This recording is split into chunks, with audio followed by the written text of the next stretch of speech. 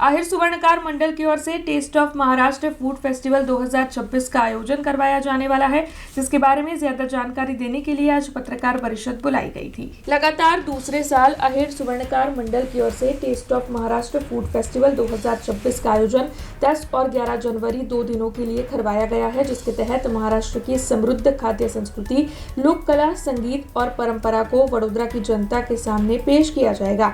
Maharashtrian food के साथ सांस्कृतिक कार्यक्रम, लावणी, पोवाड़ा, ढोल ताशा जैसे सांस्कृतिक कार्यक्रम और साथ ही अन्य कई आकर्षण वहां पर मौजूद रहेंगे। इसी के साथ इस फूड फेस्टिवल में जीरो वेस्ट इवेंट के तौर पर ही इवेंट का आयोजन करने का फैसला लिया गया है। तब आपको बता दें कि फेस्टिवल के दौरान उत्पन्न होने वाला फूड वेस्ट एक ही जगह पर प्रोसेस कर उसमें से खाद बनाई जाएगी।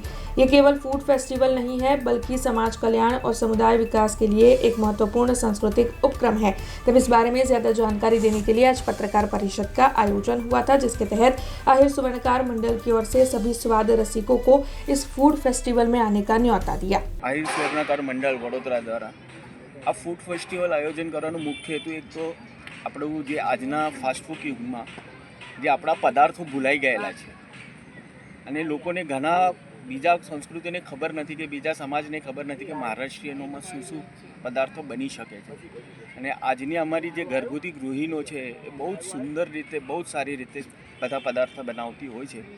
એનો આસ્વાદ પણ લોકો માનશે અને મહારાષ્ટ્રીયન સંસ્કૃતિ, મહારાષ્ટ્રીયન પદાર્થ એ પણ લોકોને ખબર પડશે કે કેવી રીતે બને છે ને કેવી રીતે બને। એટલે અમારો ઉદ્દિષ્ટ આ ફૂડ ફેસ્ટિવલની સાથે સાંસ્કૃતિક કાર્યક્રમો કરવાનો પણ છે। એનાથી ઘણા લોકોને આજની તારીખમાં જેવી રીતે ક્લાઉડ કિચન થયા છે એ લોકોને પણ એક પ્લેટફોર્મ મળશે એમની વસ્તુઓ લોકોને આસ્વાદ માનવાનો।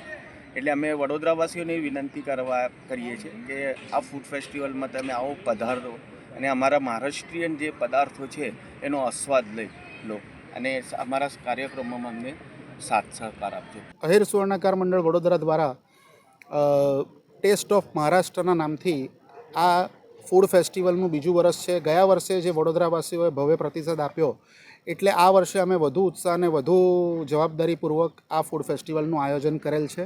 આ ફૂડ ફેસ્ટિવલ માંજલપુર ખાતે સીતાબાગ ગરબા ગ્રાઉન્ડમાં એનું આયોજન છે। આવતીકાલે શનિવાર તારીખ 10 અને રવિવાર તારીખ 11 સાંજે 5 થી લઈને રાત્રે 10 વાગ્યા સુધી આ ફૂડ ફેસ્ટિવલ અહીંયા ચાલુ રહેવાનો છે।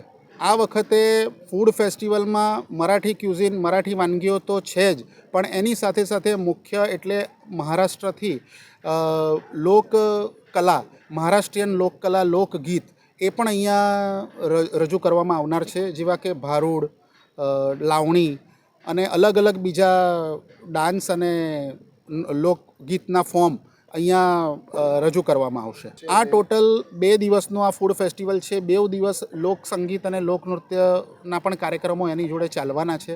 આ ફૂડ ફેસ્ટિવલમાં વિશેષ આ વખતે અમે ઝીરો વેસ્ટ આ ફૂડ ફેસ્ટિવલ, આ ઇવેન્ટ થાય એનો પણ અમે બહુ વ્યવસ્થિત પ્રયાસ કર્યો છે।